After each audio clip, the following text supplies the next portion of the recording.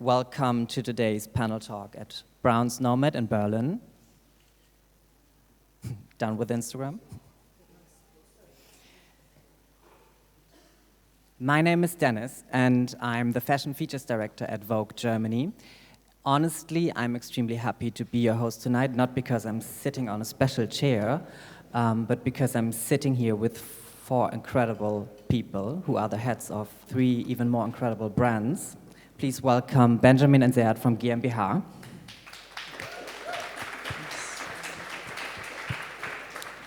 Priya from Priya Ahluwalia Studio, I'm sorry. Okay.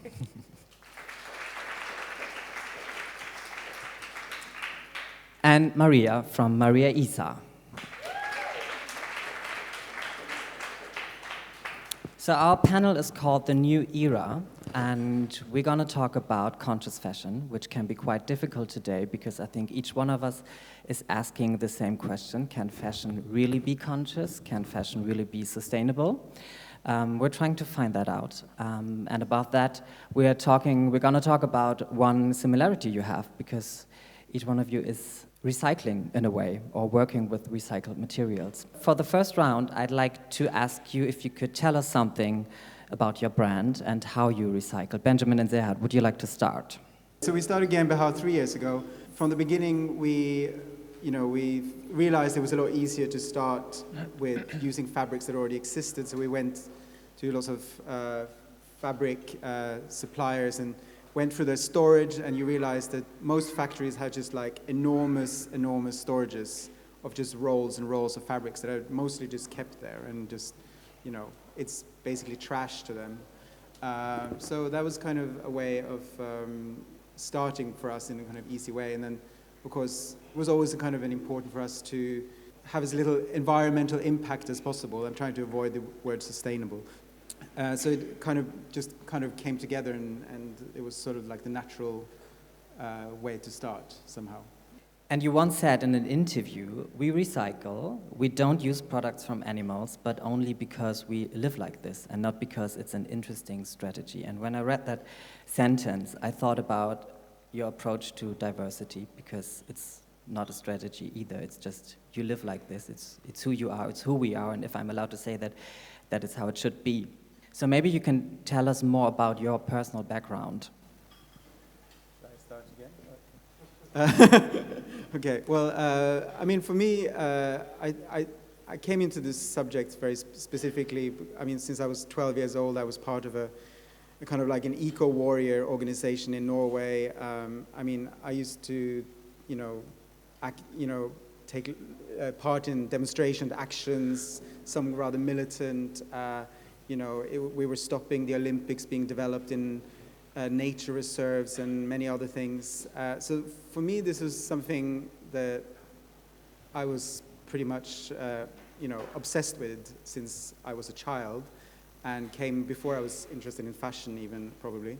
So that's kind of how I came into the subject. So for me, it's just kind of through our lived experience that these interests come across. So I think that's kind of an important part of it.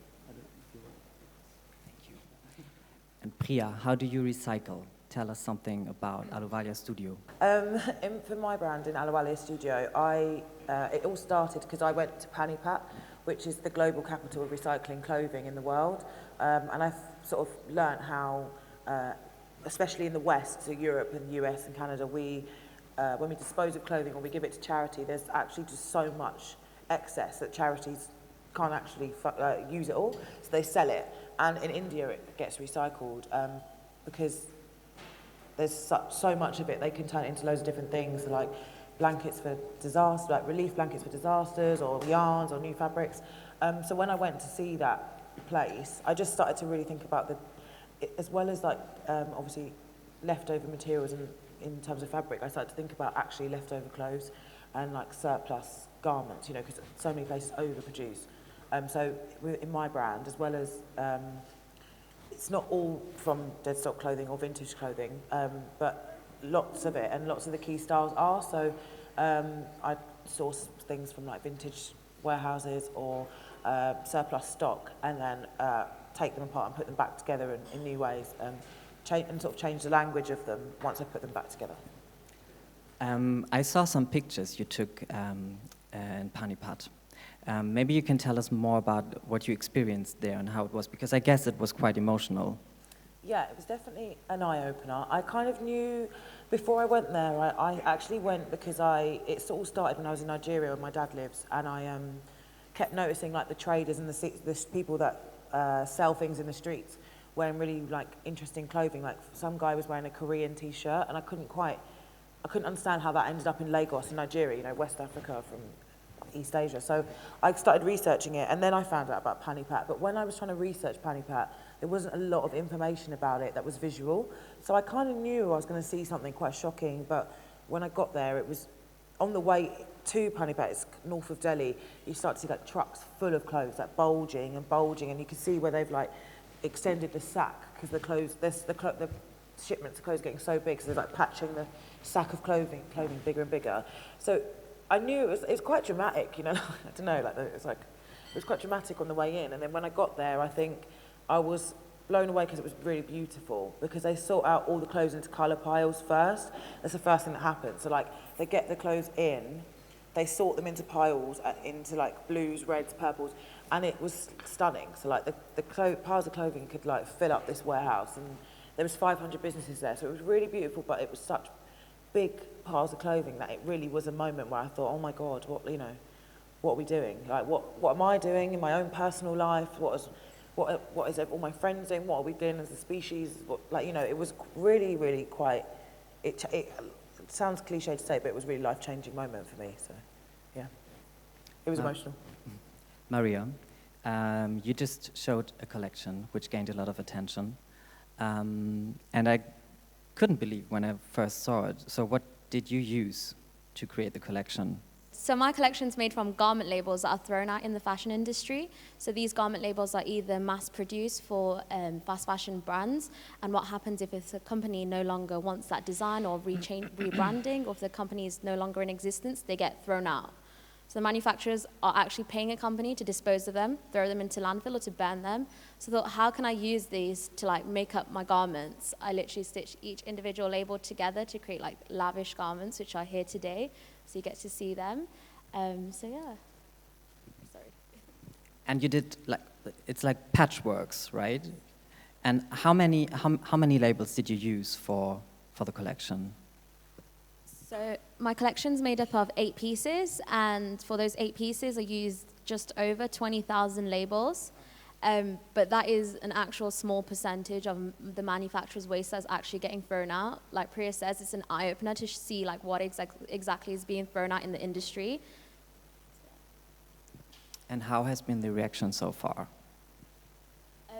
I've had like an amazing reaction like from industries and consumers, and I think it's quite good to see the consumers' reaction to it, because they get to understand that rather than throwing clothes out and going to buy new things, we can think of different ways of reconstructing them, putting them or giving it a new life, because a garment label is probably the last thing each individual has looked on their garment right now. You probably go home and say, let me actually look at that garment label, because it's actually the last thing you look on a garment, and it gives consumers the idea that you can recreate and give something a new life from anything. So, yeah. Priya, I'm not a designer, but I guess it can be quite challenging if you work only with dead stock or leftovers. Am I right? Yeah, I think that first off, it means that you have a smaller amount of materials and objects to choose from to work with. So for example, if I went to a vintage warehouse and I saw like an amazing vintage burnt orange sports jacket that I wanted to like repurpose, but if I get an order of 20 of that, I'm never going to find that burnt orange jacket again. So there already that kind of stops me selecting it. So it kind of, I have to really think about what I'm selecting, like materials, like is there going to be a surplus? So for example, denim is a really good one to use more of. So yeah, it does make it more of a puzzle, but then it makes it really interesting. And then I do like textile treatments, so maybe it's print or vinylin or like, you know, lots of different things to make it new anyway. So I kind of like it's almost like a problem solving. Okay, so I wanted burnt orange, but how can I get this stuff that I can actually find loads of to become burnt orange. So it's really time consuming and it takes much longer, and the system's not built for it. I really don't think it is yet. I think the system, like that, as in the fashion system and the production and the sourcing of stuff, isn't quite ready for this kind of way of working. So it also makes it difficult with working in factories. You know, you've got to really make sure that they can understand what it is you're doing and you can communicate well, otherwise it's too tricky. And how do you work with factories and companies? I mean, do you call them and ask them? Do you go there and do you have a look if you might find something? It really does depend. I'm like trying, you know, at the moment I'm trying to work on a few relationships and see if any bigger companies would actually partner with me to just give me stuff that's left over, or, you know, they're not going to do anything with it. It's taking up warehouse space. I'll save them some money by taking it off them. So I'm working on that, but for now it's been really, really full on year. So I feel like I haven't had the time to foster them like key relationships. But I have definitely got factories that I work with that give me access to dead stock, or I source like from wholesalers around the UK. I mean, that's always one thing. It's a problem that we faced as well, is not just suppliers, but also manufacturing these pieces. If you want to, for instance, reclaim sweaters, which we did in our first seasons, you buy these sweaters and there's one problem that occurs when you're actually going to source these. It's like, where am I going to find these? Am I going to find the right ones? And also eventually finding the manufacturer who's willing to cut patterns out of sweaters, literally, which makes it very expensive in the whole production and supply chain. And it changes there's so many things along the way and ingredients that changes your margins, and it just becomes much more expensive because the factory has never done this before. So they estimate a price that actually isn't the real price later. And it's quite difficult that way. I mean, we faced these problems in the very beginning, which kind of forced us also to move more to like recycled and organic fibers and like expand the ways we want to work. We still maintain these, you know, projects that we had in the beginning, but we had to also adjust to what's possible, basically. Yeah, I mean, we had this problem of scaling because, I mean, in the beginning it worked really well, only using dead stock, but as we grew, it just became impossible. And especially, I mean, because, I mean, most of our sales are with big online retailers, and, you know, they like Browns, and you know, they require most of the time some level of consistency, because otherwise they have to take a picture of every garment, which is, you know, very expensive. And all this adds up. So, so of course, yeah, the system isn't really set up for it. But I still think it's really, for us, it's still a very kind of important part of, you know, to continue. But the way we've been able to scale is by using more recycled fibers. So that means that, you know, actually using, it could be anything from plastic waste being respun into new nylon, or recycled cotton from old jeans and so on. So that's like one way of scaling it. Benjamin, you already said you're trying to avoid the word sustainability, and I totally understand that. But on the other hand, climate change is real, and how important is it right now to communicate and to highlight the sustainability efforts of a brand? Well, I mean, for us, we're quite insistent from the beginning to not call ourselves sustainable or conscious, because these are terms that have sort of been hijacked as sort of marketing, just like diversity, really. You know, it's been hijacked by big companies to just sell more shit. And for us, it's, you know, it's really, like everything we do, we try to do it from in a kind of authentic way. It's really like, for us, about telling stories, about using, you know, everything that we're interested in, our lives, whether, you know, it's not, I mean, we're brown, we're not diverse, you know. It's like, for us, it's just the way our lives are. We try to live sustainable lives, and so all this kind of feeds into how we work and live our lives. So you can't really separate those things. And I think the way we are trying to communicate the things that we are do, the things we're trying to communicate, the things we do that are sort of fits in with sustainability is that we try to be very specific about what we do instead of using vague terms. So it's like, you know, on the hang tags that it says this is recycled, or this is biodegradable, or this is organic, or this is dead stock, and so on. And it will also tell you if it isn't, because not everything is perfect, and we don't claim to be. And I think it's, I think anyone who claims to be 100% sustainable probably, yeah, they're kind of lying or don't really know what they're talking about. So generally, shops and boutiques have the closest relationship to the customers since they offer and sell your products. Aren't the shops the most responsible for giving the customers everything they need to know about a product and whether it's sustainable? I mean, probably because that's the customer's like direct point of contact with the garment, right? So that's how they're going to find out about it.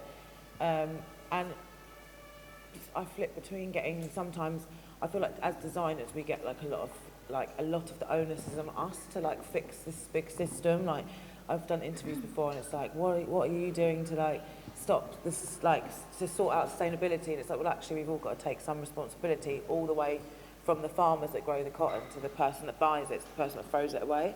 But I think otherwise, if the shop can't communicate the impact of that garment, the impact of the garment on the planet, then the customer might not necessarily know. You know, like we're all here today because we're interested in fashion, and like everyone listening here must be sort of interested in this topic to be here.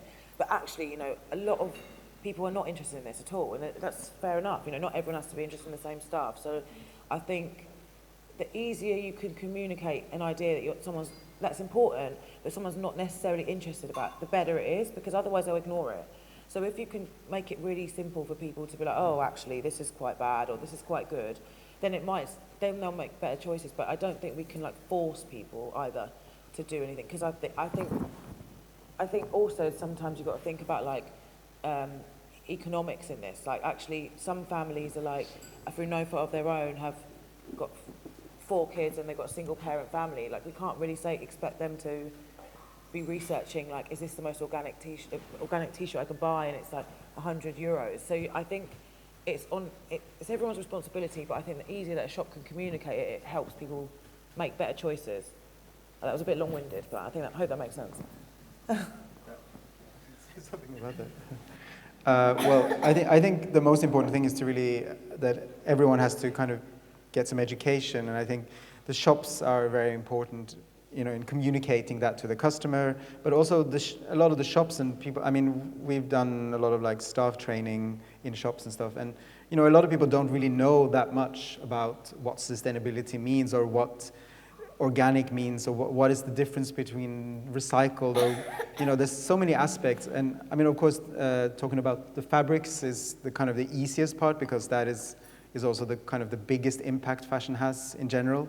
But there's so many other parts that we have to talk about. It's the logistics, all the shipping, all these packages that are going around the world. I mean, there's you know, the packaging of everything. I mean, from the beginning we've been, you know, sending like in biodegradable bags and recycled boxes, but you know, these are things that are not like, it's not like very sexy things to talk about, but all these things add up. But also these things are not necessarily available for young designers. It took us like 2 years to develop these, you know, to find the right biodegradable bags and all these little things that you need to kind of really keep it as environmental friendly as possible with all the components other than just the main fabric. You know, there's the lining, there's the fusing, there's the horsehair that goes in there, like all these questions that kind of need to be resolved in order to make these garments really fully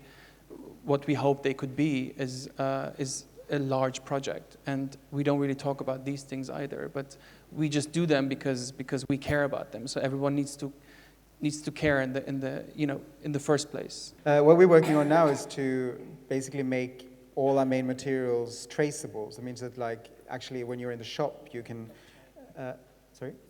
Yeah, exactly. So you can actually be able to, just like, I mean, I think we're more used to it when it comes to food, right? So you like to know where your food comes from. You like to know even where the farm it comes from. So I think this is like one way of working with it. And, you know, this is it's a long process, but this is what we are trying to do now, that you really know where everything comes from, every raw material, every fabric, where it's produced. So that, because in addition to sustainability, which is, it's also ethics and how humans are being treated in this process is equally important. If, you know, all these things are connected. So social sustainability, basically. Yeah, and yeah, I think, sorry, sorry, I was getting into a long... You're more than welcome. Yeah. So sustainability is an important topic, the most important topic, social sustainability. But you're not only successful because of that, you're also delivering great designs, and we shouldn't forget that. So Priya, maybe you can tell us something about what drives you for your creative process. Where do you find your inspiration? I'm quite a nostalgic person, and I'm quite like, I think I like romanticize things in my life. It's like probably not true, but I kind of love looking through like family photos. I love talking to, I'm from India and Nigeria, and my stepdad's Jamaican, and I've been to all of those places and spoken to all family members from all of those parts of the world, and I really like to sort of, we're talking all about this in a product-based way, but I really like hearing people's stories and like kind of emotion. So I think that with each collection, I've kind of had a different twist so far, and like something to do with my family. My Spring Summer 20 collection was kind of like it was sort of like me thinking about back in the 90s when I was too young to go. I'm 26, so I was like 8, and my cousins and my aunties and stuff would be going raving, and I'd really want to go, and I wasn't allowed to go, and I'd kind of like make up in my mind this like what I thought the clubs were like. So it was like this weird, like psychedelic, like lime green, like place. It probably is something in Berlin. It probably is, and so I kind of like went from there. So I kind of like storytelling, and kind of looking at things that have sort of some emotional value to me. Sometimes I think it's not good though, because you're putting a lot of yourself out there. It's a bit like you're doing therapy through clothes, but I don't know. That's for me how I kind of start. So where do you find your inspiration? So my inspiration, I started looking at more like tailoring coats and what's actually put into it. So it's, like they said, like different components and how things are actually cut to make a like tailoring coat. So I do look at like the archives, images and stuff like that to see what's being put. But for color inspiration and stuff like that, we're limited to what colors we're allowed to use, because obviously I'm using dead stock labels. So you're limited to what colors you're able to use, so you're having to like jigsaw different colors together, but all the colors work very well with each other. So yeah. Benjamin and Serhat? I think for us, both for Benjamin and I, if I may speak for the both of us, because we're a duo, maybe it grew from a place of necessity for both of us, because I think we're using the platform fashion, which we both obviously love. Before I was really interested in, personally, in doing, like, being a fashion designer, I just loved making things with my hands and, like, clothes, primarily. So there's this tailoring and really, this huge interest in clothes for both of us. And Benjamin from, like, a photography background, me from, like, really technically kind of from the making background. And I guess we both met at a common ground where we both felt we want to use this platform to raise awareness for the things that we care about, that we felt weren't necessarily available for us when we were growing up. So I think what we're inspired by a lot is like politics, current things, but also because it is political, also a lot of like nostalgia and romanticism, looking into our backgrounds, looking into our history, and kind of utilizing all of that to create a community that's kind of relatable for, everyone, so to say. It doesn't matter if you live in Berlin or if you're a brown kid somewhere, whatever. And that's something that we both kind of care about, to use this tool to turn it into something that can, maybe change something. Last question to each one of you, because our panel is called New Era. What do you wish for the future? What I wish for, rather, is that we can kind of get out of this sort of idea that we need more stuff, that we always, that success is by, increasing your numbers, by selling more, by, all these things that kind of like drive capitalism forward. And